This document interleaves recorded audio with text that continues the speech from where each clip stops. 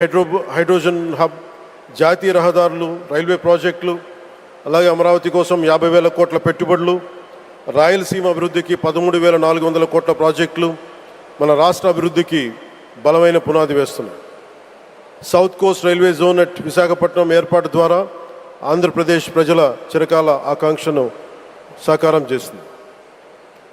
ఈ కార్యక్రమాలు మరిన్ని పెట్టుబడులు ఆకర్షించడంతో పాటు ప్రత్యక్షంగా పరోక్షంగా 20 లక్షల పైగా ఉపాధి అవకాశాలను సృష్టించి స్టేట్ ఇన్ఫ్రాస్ట్రక్చర్ని మరింత బలోపేతం చేస్తూ ఆర్థికాభివృద్ధికి మరింత బలాన్ని అందిస్తున్నాయి.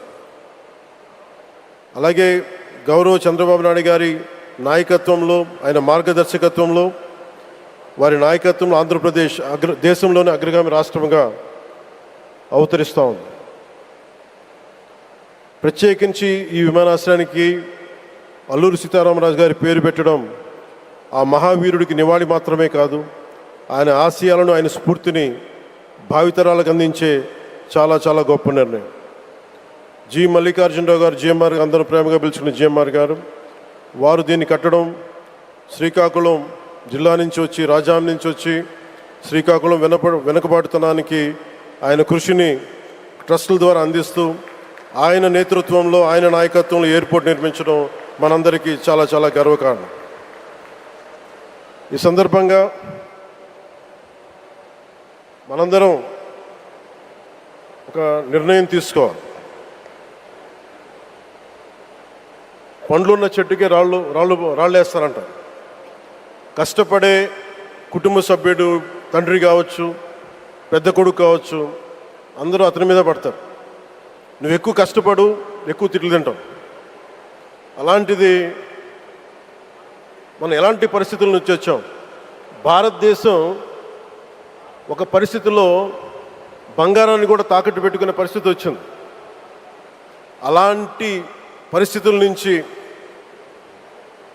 దశాబ్దం పైనుంచి మూడోసారి ప్రధానమంత్రిగా ఆయన ఈ రోజున మన దేశాన్ని నడిపిస్తూ ఉన్నారు. అలాంటి ప్రధానమంత్రిని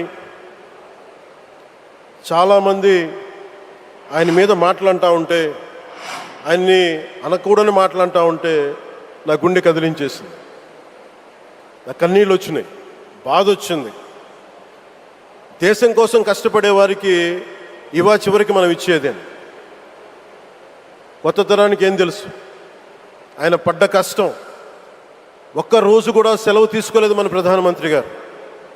ఈరోజు పెట్టుబడులు వస్తున్నాయి మనకి, ఒక్కరోజు కూడా సెలవు తీసుకోలేదు. శత్రు దేశాలు, మన అభివృద్ధికి ఈర్ష్యపడే పశ్చిమ దేశాలు, వీటన్నిటినీ తట్టుకొని ఒకవైపు విదేశాల్లో ఉండే శత్రువులతో పోరాడాలి, దేశాన్ని అభివృద్ధి పదంలో తీసుకెళ్దామంటే అంతర్గత శత్రువులతో పోరాడాలి. అలాంటి వ్యక్తికి మనం ఇవ్వగలిగేది కేవలం మేమున్నాం మీ వెంట, మీ మీద మాట పడితే అది మా మీద పడ్డట్టే, అదే మనం వారికి ఇవ్వాల్సింది. నిజంగా ఆయన జంతర్ మంత్రులు అన్ని మాట్లాడుతూ ఉంటే నేను ఈ రోజున ప్రధానమంత్రి గారికి ఒకటే ఇస్తున్నాను, మిమ్మల్ని కొట్టే నాయకుడు లేడు ఈ భారతదేశంలో, రాబోడు. కానీ మీరు